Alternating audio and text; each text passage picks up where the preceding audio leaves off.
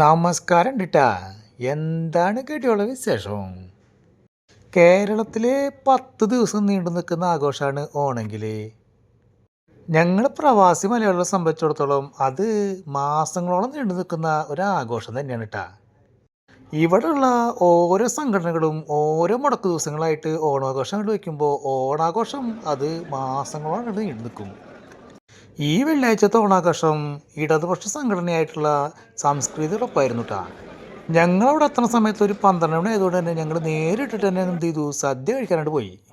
സദ്യ ഒക്കെ കഴിഞ്ഞ് നമ്മുടെ നാട്ടിലെ കുറേ സഖാക്കളെ കഴിഞ്ഞ് വന്നപ്പോഴേക്കും ഉദ്ഘാടകനായിട്ടുള്ള MP A റഹീം എത്തിയിട്ടുണ്ടായിരുന്നു.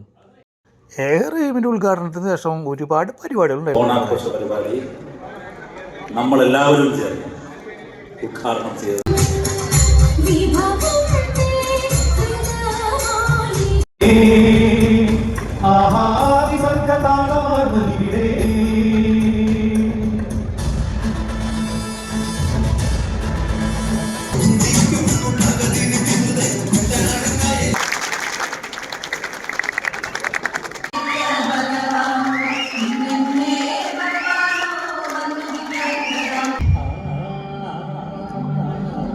നിങ്ങൾക്കറിയോ ഞങ്ങൾ എന്ത് സന്തോഷത്തോടെ.